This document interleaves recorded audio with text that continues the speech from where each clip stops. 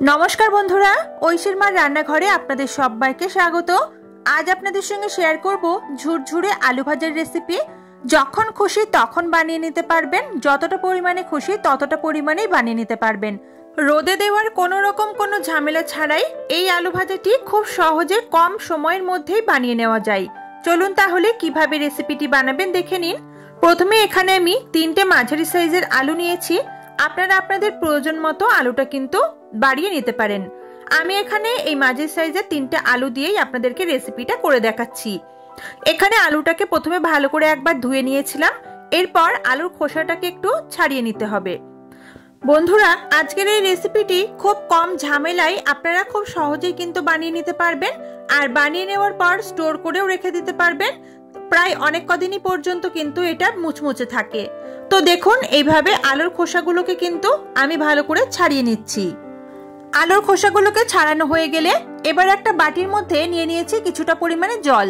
এখানে জল নিয়েছি আর এরকম একটা স্টিলের গ্রেটার নিয়েছি। এরকম স্টিলের গ্রেটার সকলের বাড়িতেই থাকে। এখানে অনেক কটা গ্রেট করার জিনিস আছে, মানে অপশন আছে। তো সেটার মধ্যে যেটা বড় সাইজের এই গ্রেটারটা, তো সেটা দিয়েই আমি আলুটাকে গ্রেট করে নেব। আর গ্রেট করার সময় একটা দিক থেকে এইভাবে টেনে টেনে গ্রেট করবেন, মানে একবার উপরে টানলেন নিচে দিলেন, এইভাবে গ্রেট করলে কিন্তু আলুর টুকরোগুলো ছোট ছোট হয়ে যাবে বা ভেঙে যাবে। সেক্ষেত্রে আলুর এই লাচ্ছাগুলো কিন্তু লম্বা লম্বা হবে না, দেখতেও ভালো লাগবে না। তো তার জন্য যেদিকে গ্রেটটা করবেন সেদিকে একটা ভাবে এইভাবে টেনে আপনাদের গ্রেটটা করতে হবে। এতে করে আলুর লাচ্ছাগুলো কিন্তু খুব সুন্দর লম্বা লম্বা হবে, আর যে রেসিপিটা আমরা বানাচ্ছি সেটাও কিন্তু ভালো হবে। তো এইভাবে করে কিন্তু 3টে আলুকেই আমি ভালোভাবে গ্রেট করে নিচ্ছি। এখানে আলুটা গ্রেট করার সাথে সাথে যদি জলে দেওয়া হয় তাহলে কিন্তু আলুগুলো কালো হয়ে যাবে না। দেখুন, সব আলু কটা আমি এইভাবে গ্রেট করে নিয়েছি, আর এরকম লাচ্ছা কিন্তু আমার তৈরি হয়েছে। এরপর এই নোংরা জল বেরিয়েছে দেখতেই পাচ্ছেন।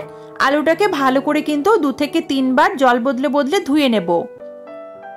জলটা যখন এরকম পরিষ্কার হয়ে বেরোবে সেই পর্যন্ত আলুটাকে ধুয়ে নিলেই হবে। এরপর আমি কড়াইতে বেশ খানিকটা জল গরম করতে বসিয়েছিলাম। জলটা যখন এরকম হালকা ফুটে উঠতে শুরু করবে তখন এর মধ্যে যে গ্রেট করা আলুটা আমি ধুয়ে রেখেছিলাম সেটাকে দিয়ে দেব। জল থেকে একটু চিপে চিপে দেবো, ওই জলটার ব্যবহার করব না। আপনারা যতই আলুটা ধুয়ে নেন না কেন, দেখবেন আলুর মধ্যে একটা স্টার্চ কিন্তু থেকে যায়। সেই জন্য আলুটাকে এরকম গরম জলে একটু ভাপিয়ে নিতে হবে। এই আলুটা কিন্তু সিদ্ধ করার দরকার নেই, জাস্ট আলুটা ফুটে ওঠার আগ পর্যন্ত আপনাদের জলের মধ্যে দিতে হবে। দেখুন কতটা পরিমাণে ফেনা বা আলুর স্টার্চটা বার হয়েছে। ঠিক এই পর্যায়ে আসা পর্যন্ত আলুটাকে কিন্তু একটু গরম জলের মধ্যে রেখেছিলাম, আর গ্যাসের ফ্লেমটা আমি মিডিয়ামে রেখেছিলাম। এই ফুটে ওঠার আগ পর্যন্তই কিন্তু আলুটাকে গরম জলের মধ্যে রাখতে হবে। আলু সিদ্ধ হয়ে গেলে কিন্তু হবে না। এবার গ্যাসের ফ্লেমটা আমি বন্ধ করে দিলাম, আর আলুটাকে আমি সরাসরি নামিয়ে নিয়ে ঠান্ডা জলের মধ্যে নিয়ে নিচ্ছি। এখানে চাইলে ফ্রিজের ঠান্ডা জলও আপনারা ব্যবহার করতে পারেন।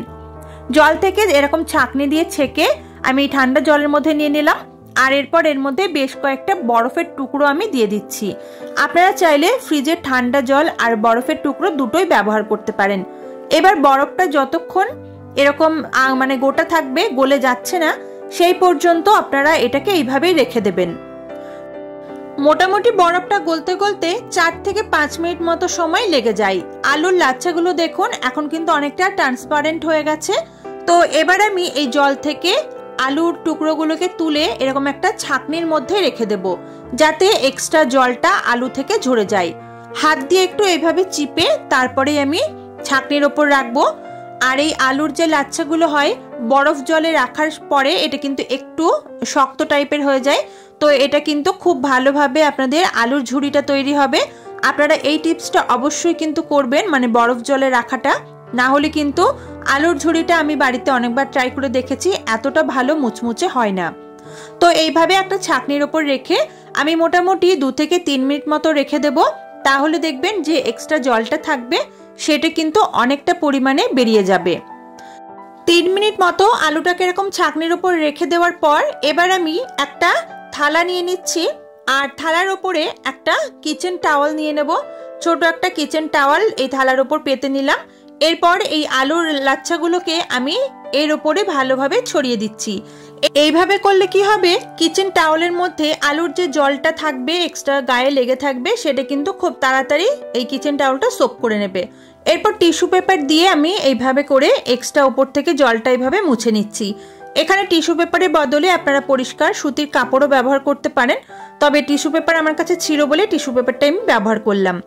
এরপর এটাকে 2-3টে টিস্যু পেপার দিয়ে ভালো করে এইভাবে মুছে নেওয়ার পর এটাকে আমি ফ্যানের তলায় রেখে দেবো 15 মিনিট মতো। তো এটাকে রোদে দেওয়ার কিন্তু কোনো ঝামেলা নেই, যাদের বাড়িতে রোদ আসে না তাদেরও কিন্তু কোনো রকম কোনো অসুবিধা হবে না। আমি 15 মিনিট মতো ফ্যানের নিচে এটা রেখে দিয়েছিলাম। নিচের কিচেন টাওয়ালটা একটু ভিজে গেছিল, তো তার জন্য সেটাকে বার করে থালার উপরে নিয়ে নিয়েছি। আর এভাবে রেখে দেওয়ার পর দেখতেই পাচ্ছেন আলু থেকে কিন্তু জলটা একদমই শুকিয়ে গেছে আর একদমই ছাড়া ছাড়া হয়ে গেছে, কোনো রকম আলুর গায়ে জল কিন্তু এখন নেই।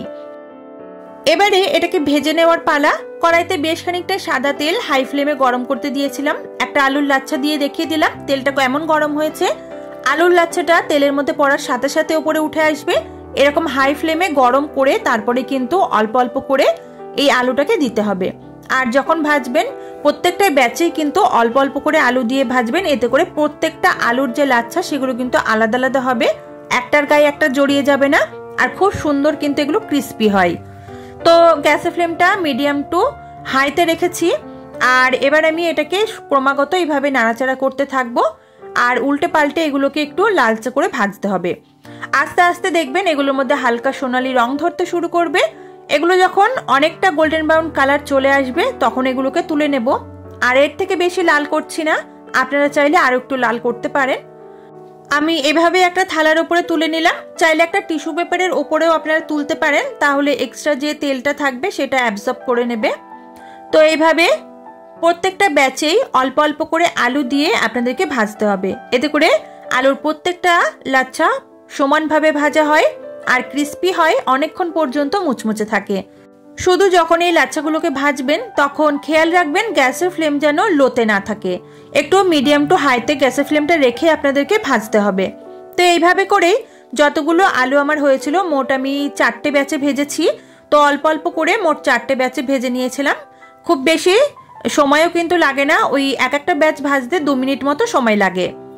এরপরে এই আলুর ঝুড়ি ভাজার সাথে আমরা দেখেছি বাদাম ভাজাও সার্ভ করা হয়, তাই আমি এখানে কিছুটা বাদামও ভেজে নিলাম। এটা সম্পূর্ণ অপশনাল, আপনারা চাইলে কিন্তু নাও দিতে পারেন, তবে এই ঝুড়ি আলু ভাজার সঙ্গে এই বাদাম ভাজা খেতে কিন্তু দুর্দান্ত লাগে।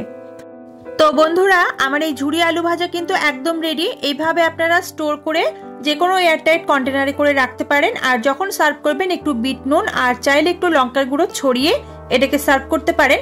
এখন লবণটা আমি ব্যবহার করব না, তাহলে কিন্তু বেশি দিন পর্যন্ত স্টোর করা যায় না, এটা নরম হয়ে যায়, তাই চাইলে এইভাবে স্টোর করে রাখতে পারেন।